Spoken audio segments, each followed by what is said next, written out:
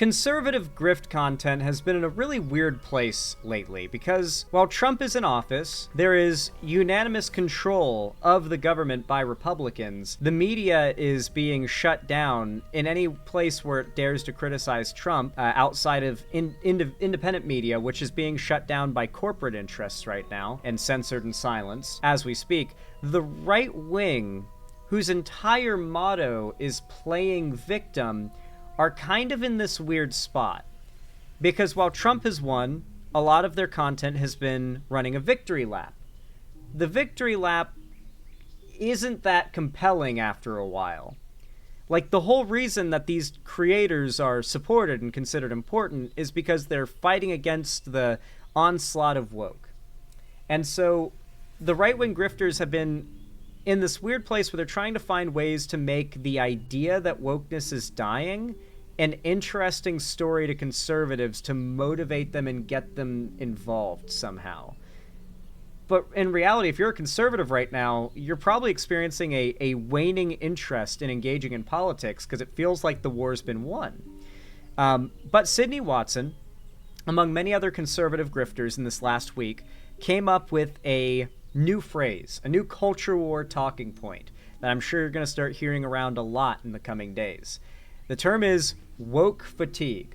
They are trying to essentially get attention and make a culture war talking point out of the idea that the left has died and that society has gone through woke fatigue because the left just pushed too far. In fact, here's Sydney Watson's thumbnail. This video is about a week old and it's pulled over 500,000 views, so it's popping off. And the thumbnail is, they pushed us too far, and you've got, you know, just the least flattering depictions of, I guess, progressive people you can imagine. This is her brand. One of the most transparent grifters in the right-wing sphere. And if you don't believe me, let's count how long it takes for us to get to an ad when we watch this video. But this is the new talking point. This is the thing that all the right-wing big chud channels have been making videos about. They're all calling their videos woke fatigue. It's become like a big trend to talk about. Apparently society has gone through woke fatigue and the left is dead. Now, I'm not going to lie. The left is kind of dead right now.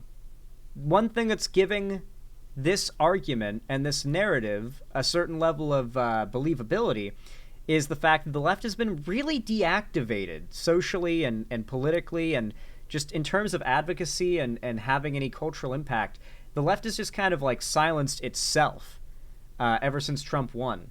I think we really saw the beginning of this when on election day, or on the day after election day when Trump was announced the winner, we saw like every progressive YouTube channel across the board lose thousands to tens of thousands of subscribers in some cases, and then even beyond that see like marked drops in regular viewership. The only person who didn't is Hassan and his sphere, because they didn't consider this losing. They didn't want Kamala to win, so they weren't disappointed.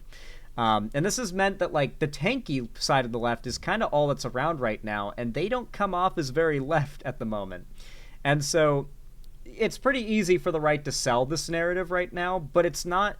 I don't feel like it's going to carry a lot of conservatives to be motivated to be politically involved. It's like, oh yeah, woke is dead, so what's the point anymore?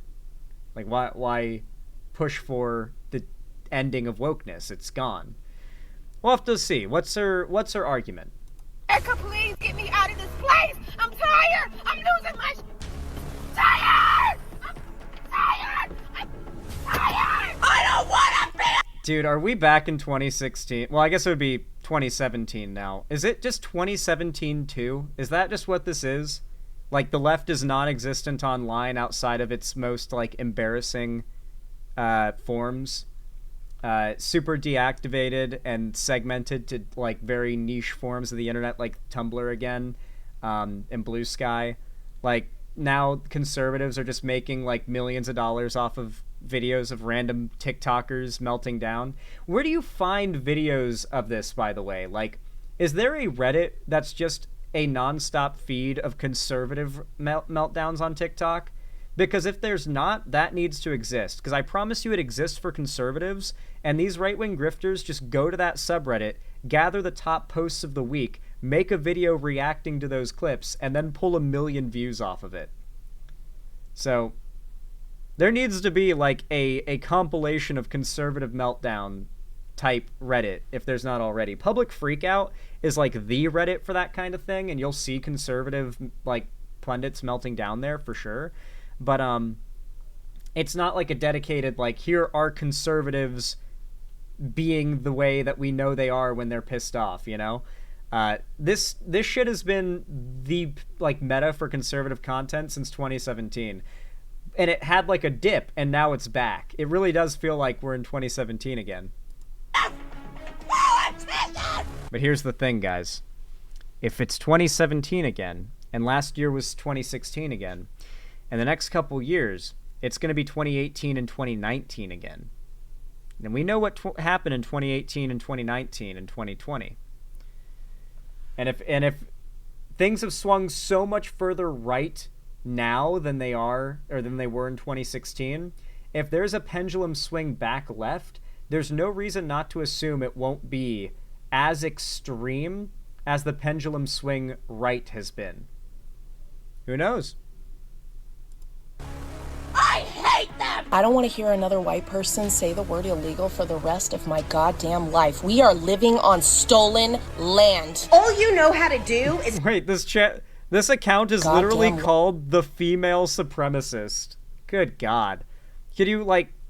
Do you think this account is pro-trans, by the way? Do you think the Female Supremacist TikToker is a pro-trans account? Because I'm going to guess if I go to this TikToker's account and I search transgender, the Female Supremacist TikTok account will not have much positive to say about trans women. Just a theory. Just a theory. Life. We are living on stolen land. All you know how to do is spew your vile, hateful, racist, lying rhetoric. Like many of you, I am genuinely exhausted. Now, you can make yourself seem like you are on the right side of anything if you frame your opponents as insane, but keep in mind right now that Sydney Watson is defending the side of the actual Epstein list guy. The guy who is on the Epstein list, that we all know is on it, that refuses to release it, that his own supporters are turning against him over. Like, you're defending that guy. There's a reason why people are so emotional about it. It's not just that Trump is bad or his politics are bad or he's offensive. It's that Trump... It's gone beyond Trump just having bad politics to the point of Trump being a like, such a bad person, as it's been revealed, that, like, morally our country has failed allowing someone of his ilk to take power. And then, of course, there's just the fact that his policies are going to ruin a lot of people's lives. It is very easy as an Australian who is not impacted by these laws at all to say, oh, yay, abortion rights are going away, when I would be willing to bet that Sydney Watson would probably terminate a pregnancy if it came along and was unwanted. I don't feel like she's buying into this stuff as much as she implies. Hi, my name is Sydney. Welcome back to hell. And as per usual, before we launch in, today's video is sponsored by Fume. Also, how long did we get? 45 seconds. 45 seconds before she tried to sell us something. 45 seconds. Very good. Very good. Children, I am going on tour in October doing 9 cities. Hey, and she's doing some I mean, you know, you expect to be able to do self-promo in your own videos, but I don't know, I just think that's pretty funny. Seattle, Washington. I have a feeling not a lot of people are going to go to Seattle, Washington to watch a Sydney Watson live show. What is that accent? I can't tell. She's Australian.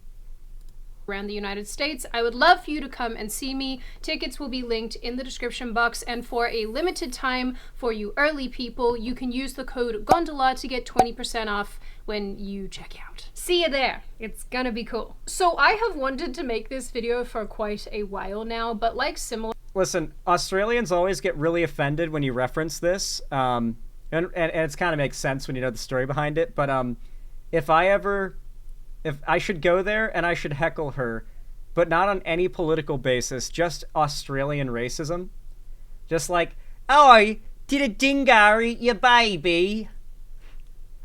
Did a woke dingo come along and eat your baby?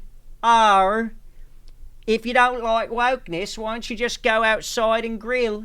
Just throw some shrimp on the barbie, just make sure they ain't radioactive first. You call that a knife? This is a knife.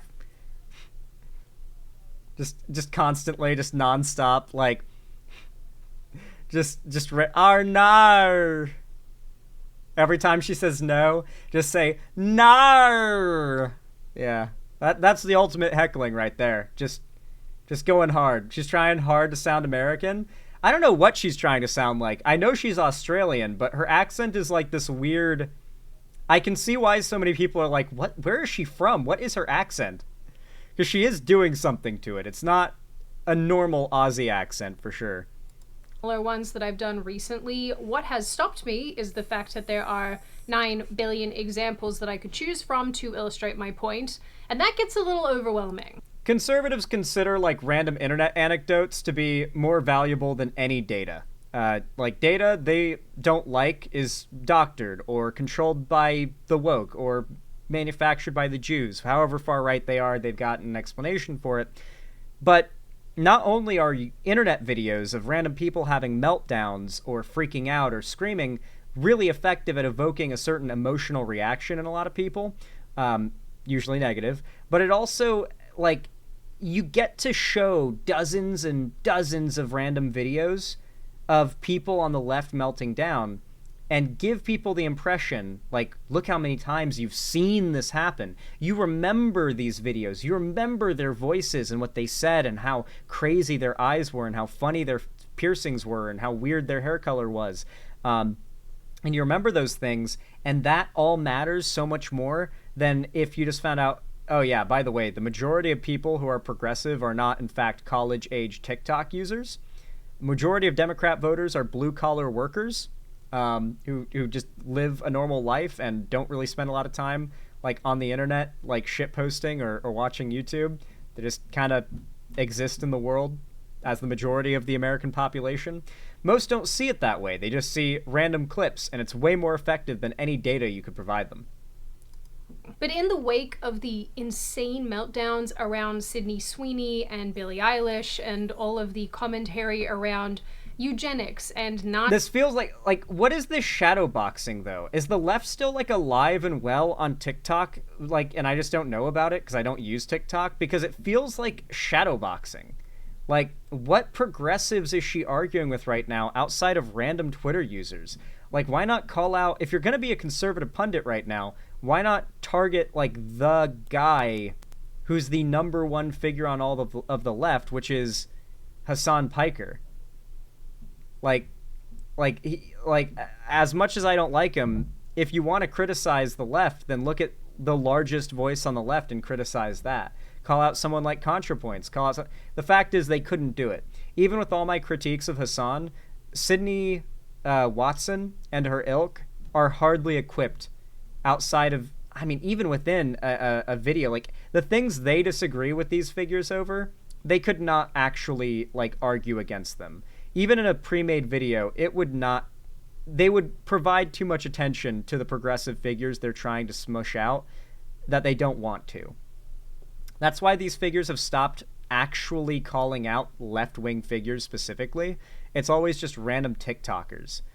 It's really, like, weird and like, it's shadow boxing. They're shadow boxing. I don't know what else to call it. Nazism and white supremacy and the general screaming that we've seen on TikTok, I thought it was time to take a run at this topic. You guys are complaining about that Sydney Sweeney jeans ad, so I went and saw it. That's Nazi propaganda. Wow. We should have known Sydney Sweeney was a Republican because she's tacky as This is what we mean when we say white people and their biases just be jumping out. Because what type of racist shit is that? I don't want to hear now about, well, black people said it wouldn't have been a problem. Anti-blackness has been a global issue. I'm telling you guys, the second Trump actually bans TikTok, the left is so back. The left is so back the second Trump actually bans TikTok. I'm genuinely like hoping and praying every day that Trump bans TikTok. I genuinely am at this point. I actually think the left is back once TikTok is gone. Like, it reminds me a little bit of like pre-2018, 2019 Tumblr. If you guys don't remember, pre-2019 Tumblr is where like 90% of the left was online.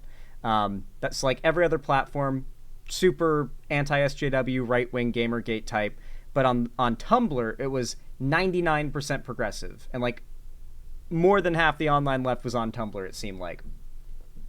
So, I know the White House made a TikTok account, but they're still talking about banning it. We'll see. Anyway, though, what was I saying before? Wow, I completely lost what I was going to say. Yeah, anyway, ban TikTok. The second...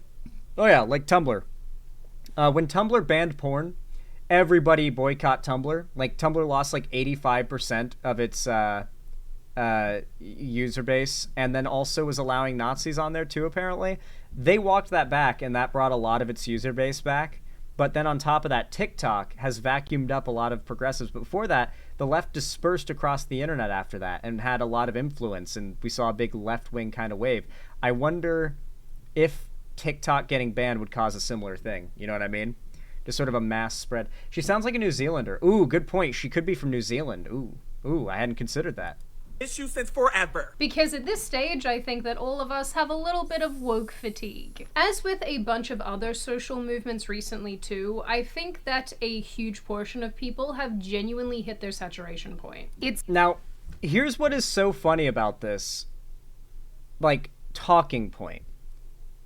Wokeness is currently dead. I'll grant that. It feels like wokeness is dead. Maybe it comes back, who knows.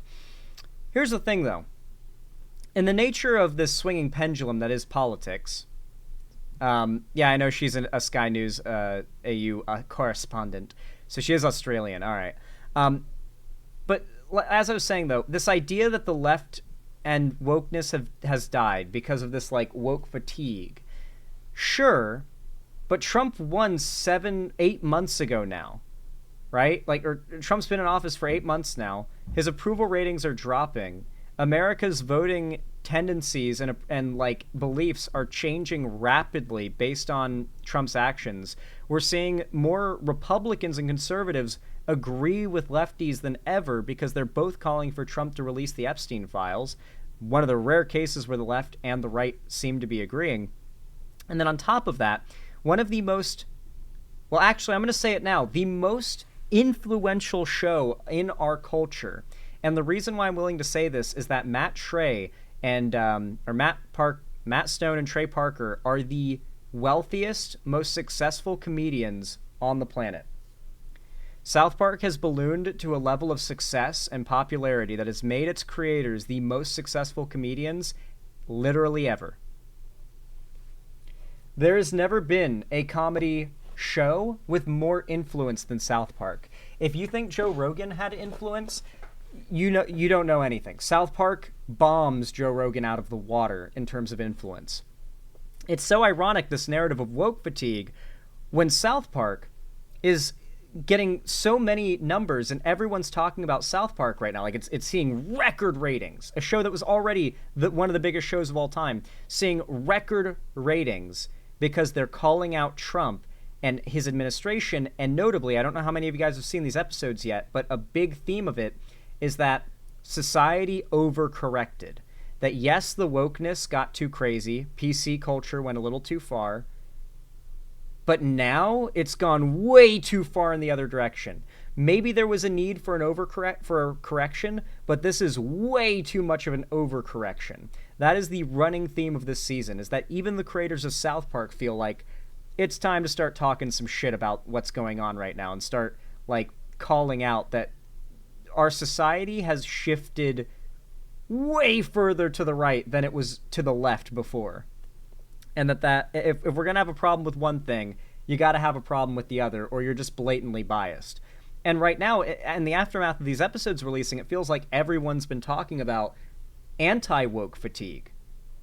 That's the hilarious thing about this premise of woke fatigue is, while I kind of agree with it, it's kind of ironic that at the same time, we're seeing the bubbling evidence of anti-woke fatigue beginning to show that this rhetoric is on its way out, and people are going to start looking for something that they're not, A, already used to, and B, that they don't now start to associate with an overcorrection against, like, the cultural shift right.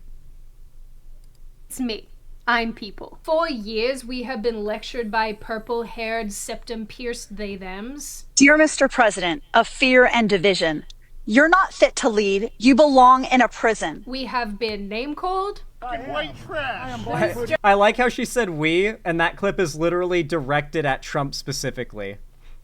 Remember, guys, when they insult Trump, they're insulting all of us. We're not a cult. Judge are you? Are you our judge? Absolutely, bitch. You are? Shamed. A toddler was suspended. I love how these people love to pretend like they have any, like, line, you know?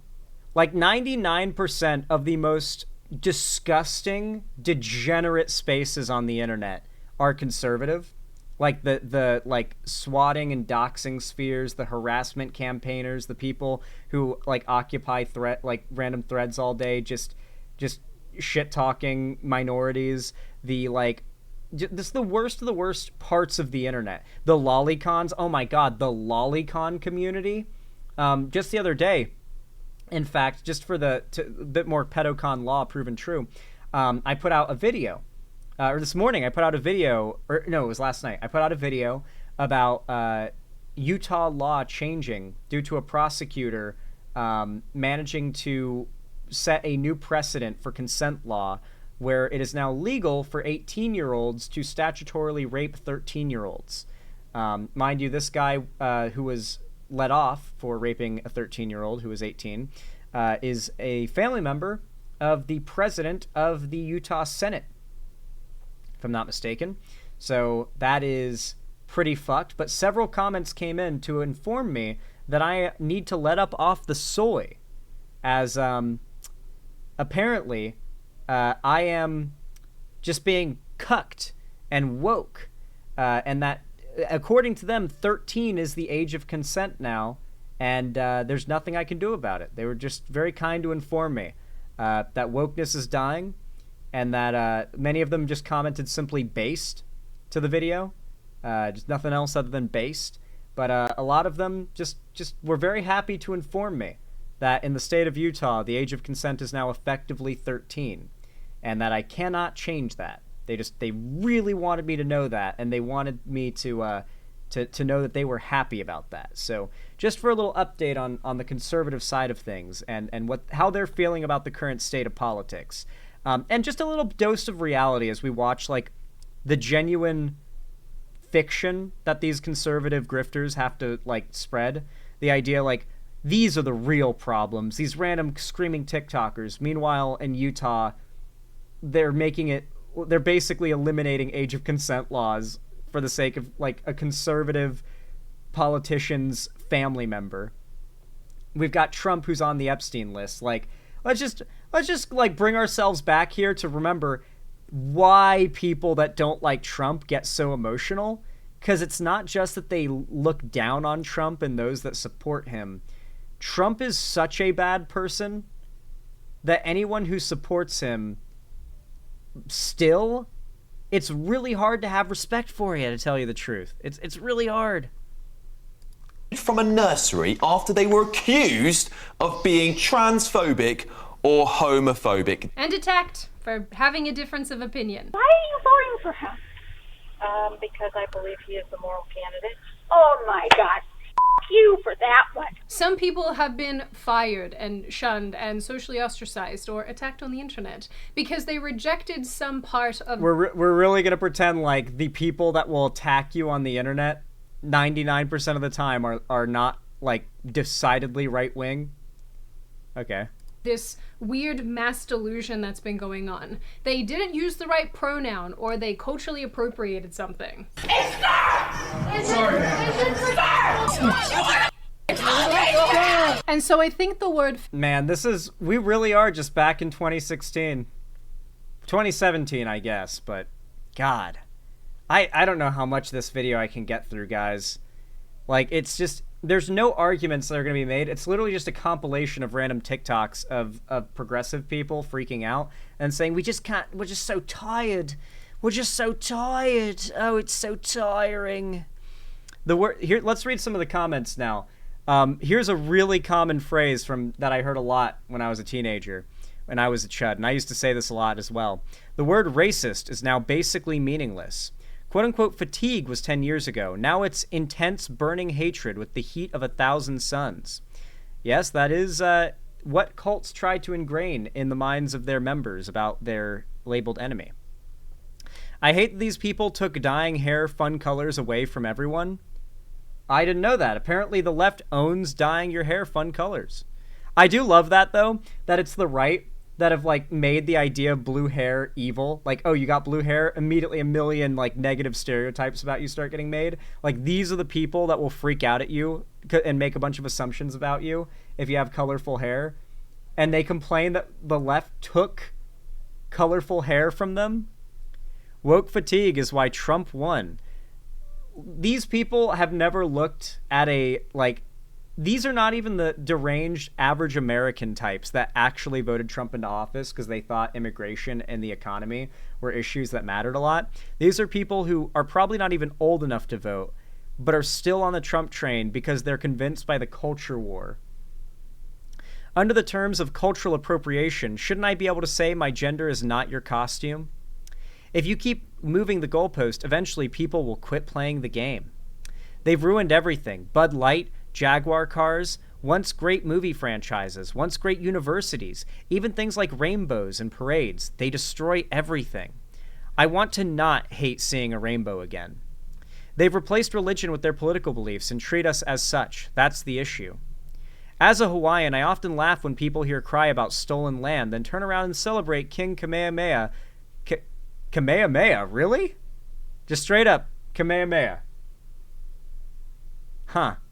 Day, and the day to honor him unifying the islands, aka killing thousands of his own, killing entire lineages in order to take over their kingdom and island and be the only ruling king, or stealing land, as they like to put it. Shit kills me every time. It's only cool when we do it. This has been a really popular talking point, by the way, among conservatives for a while.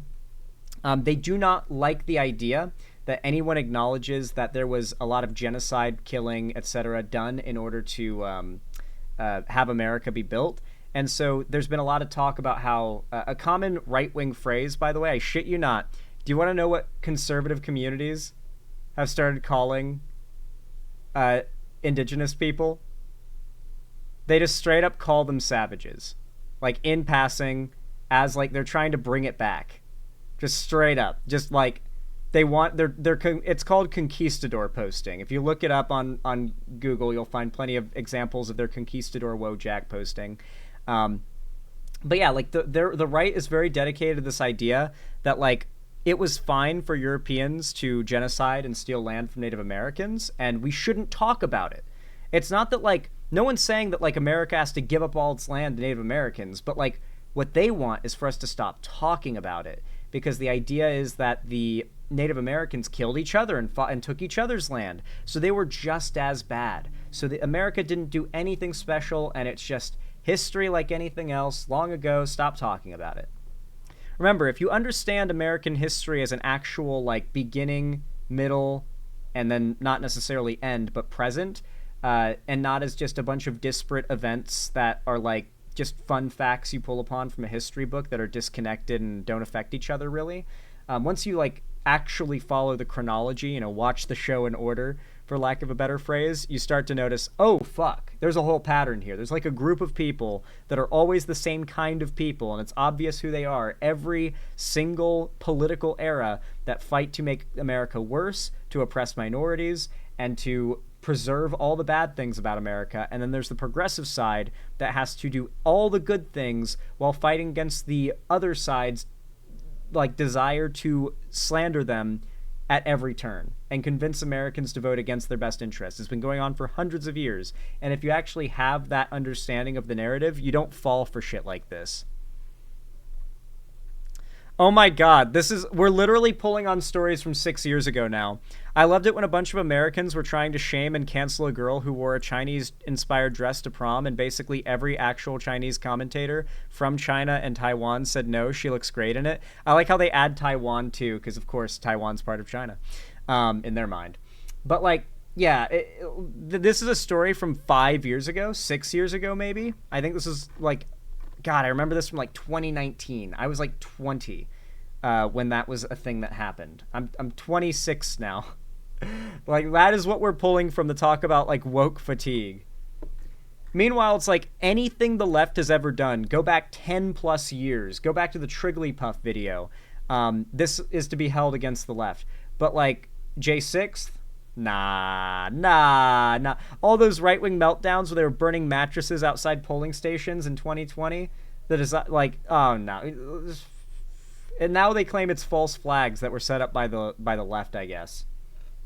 We are, mind you, Sydney Watson is pulling millions of views per video reliably. For now, the right is absolutely on top on social media, electorally, culturally, across the board. The right is so on top, it's unbelievable.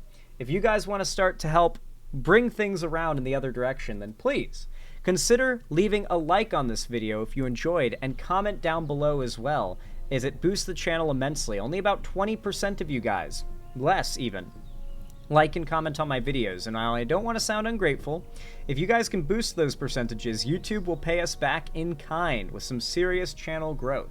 So hopefully you guys are able to bring out the support big time. It's totally free and I appreciate it a lot.